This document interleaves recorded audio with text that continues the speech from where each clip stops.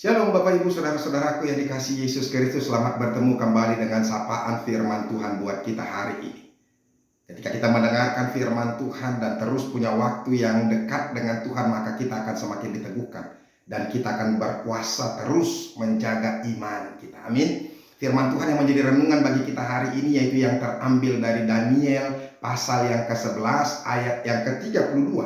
Tetapi sebelum kita mendengarkan firman Tuhan, marilah terlebih dulu kita berdoa.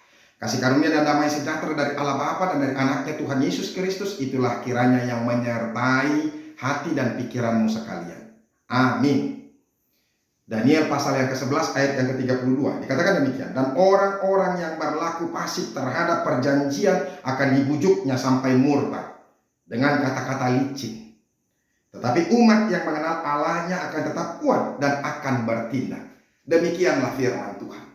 Bapak Ibu Saudara-saudaraku yang dikasihi Yesus Kristus dan diberkati Tuhan, hidup yang kita hidupi ini dalam dunia ini adalah penuh dengan penyesatan-penyesatan. Ada begitu banyak kuasa-kuasa iblis yang berupaya untuk merayu dan menyesatkan kita, mencobai kita, supaya setiap kita tidak berpegang teguh kepada Tuhan. Bahkan kita meninggalkan Tuhan. Saudara-saudara, sejak dunia pertama diciptakan, sejak manusia pertama diciptakan, penyesatan itu sudah berjalan dengan luar biasa. Manusia yang pertama itu, Adam dan Hawa, jatuh ke dalam dosa hanya karena mereka tidak mau mendengar dan tidak mau menghidupi apa yang Tuhan katakan dan Tuhan perintahkan. Begitu hebatnya iblis, bagaimana iblis memutarbalikkan apa yang Tuhan katakan, kebenaran yang Tuhan katakan. Bahkan mereka mengatakan, engkau tidak akan mati, bahkan justru engkau sama seperti Allah. Luar biasa bukan? Bagaimana caranya iblis menghancurkan iman mereka. Tetapi bukan itu saja saudara-saudara. Ternyata Yesus Kristus yang menjadi Tuhan bagi kita ketika dia menjadi manusia di dunia ini, dia juga digodai, dia juga dicobai oleh iblis, supaya iblis juga merasa bahwa dia berkuasa atas setiap dunia ini, bahkan berkuasa kepada Tuhan. Luar biasa bukan? Oleh karena itu Bapak Ibu Saudara-saudara, apa yang mau kita katakan dengan itu? Yang mau kita katakan bahwa berhati-hatilah, bahwa kita juga bisa menjadi sasaran iblis untuk dia jatuhkan sehingga kita meninggalkan Tuhan, menjadi murtad. Bapak Ibu Saudara-saudara, siapakah orang-orang yang akan menjadi kuat dan siapakah orang-orang yang menjadi murtad yang bisa dihancurkan? Di sini dikatakan, ya, Daniel dalam pasal yang ke-11 ini memperlihatkan kepada kita penampakan yang Tuhan katakan kepada mereka, munculnya kuasa-kuasa. Di sini dikatakan ada kuasa negeri utara dan kuasa negeri selatan, dan mereka semua juga saling berperang. Yang menang adalah kuasa dari negeri utara. Negeri utara itu yaitu Romawi, artinya antikristus. Mereka dulunya adalah orang-orang yang mengenal Kristus, tetapi mereka murtad dan tidak percaya kepada Tuhan, sehingga mereka berupaya untuk menyesatkan orang lain supaya meninggalkan Kristus juga. Kerajaan negeri selatan itu yaitu Mesir. Mesir juga adalah kerajaan duniawi. Jadi dua-duanya sama saja. Ya, Bapak Ibu Saudara-saudara, seperti yang saya katakan, siapakah yang akan menang kuat untuk menghadapi pencobaan-pencobaan? Karena kuasa sama seperti yang disampaikan di sini, kuasa negeri utara itu yang mencobai, berupaya untuk menghancurkan iman orang-orang percaya. Begitu kekeh sekali, begitu terus sekali berupaya untuk menghancurkan iman orang-orang percaya. Di sini dikatakan saudara-saudara, mari kita lihat.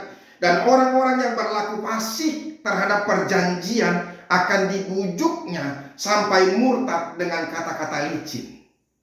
Orang-orang fasik. Siapakah orang-orang fasik ini? Orang-orang fasik adalah orang-orang yang mendengarkan firman Tuhan, yang membaca firman Tuhan, bahkan bukan saja hanya mendengarkan dan membaca firman Tuhan, tapi justru menyelidiki firman Tuhan itu sendiri. Tetapi persoalannya mereka tidak tinggal dan mau percaya, mau menghidupi firman Tuhan itu sendiri. Nah, berhati-hatilah. Ada begitu banyak orang-orang Kristen, orang-orang percaya, mereka mau mendengar, sering mendengar, bahkan menyelidiki firman Tuhan itu sendiri, mau mengerti tentang firman Tuhan itu sendiri, tapi hanya sebatas di otak saja. Mereka tidak mau menghidupi firman Tuhan itu. Dan orang-orang yang seperti inilah yang apa? Yang gampang murtad. Itu yang disebutkan tadi, orang-orang yang berlaku fasik terhadap perjanjian akan dibujuknya sampai murtad dengan kata-kata yang licin. Ya, jadi makanya hati-hati di dunia saat ini, apalagi di Indonesia ini, ada begitu banyak yang menyebut dirinya hamba-hamba Tuhan, tetapi justru murtad, dan mereka juga menjadi pemfitnah kekristenan itu sendiri. Itu. Jadi hati-hati, saudara-saudara, sama seperti yang dikatakan oleh Mazmur pasal yang ke-50, dia katakan demikian, ayat yang ke-16 dan berikutnya. Tetapi kepada orang-orang fasik Allah berfirman, kepada orang-orang fasik, apakah urusanmu menyelidiki ketetapanku dan menyebut-nyebut perjanjianku dengan mulutmu? Jadi orang fasik itu adalah orang-orang yang suka menyelidiki firman Tuhan dan mengatakan firman Tuhan. Padahal engkaulah yang membenci teguran dan mengesampingkan firmanku. Jadi mereka sendiri tidak mau ditegur oleh firman Tuhan itu sendiri. Jadi kan itu adalah orang-orang yang fasik, mengerti, tahu, tapi tidak mau menghidupi firman Tuhan itu. Makanya mereka menjadi fasik. Susah sekali untuk apa? Untuk diajarkan dan ditegur oleh firman Tuhan. Banyak orang sekarang seperti itu. Ya, orang-orang percaya juga seperti itu. Hati-hati dengan kefasikan kita.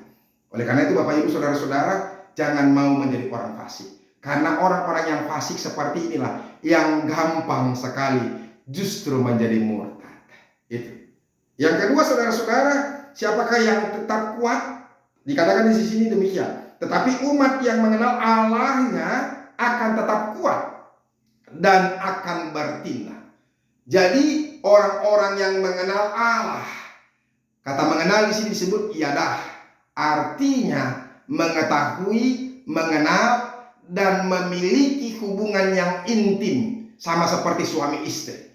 Bapak Ibu saudara-saudaraku yang dikasihi Yesus Kristus, suami istri itu memiliki hubungan yang intim. Mereka terus bertemu, mereka saling mengetahui satu dengan yang lain, sungguh-sungguh mengenal satu dengan yang lain. Itulah suami istri. Mereka memiliki kehidupan yang bersama dengan Tuhan.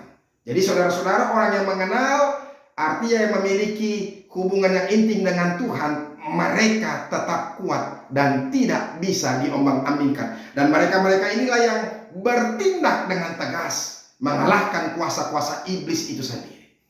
Bapak Ibu Saudara-saudaraku yang dikasihi Yesus Kristus, makanya jadilah orang-orang yang sungguh-sungguh memiliki hubungan yang intim dengan Tuhan, maka engkau akan kuat.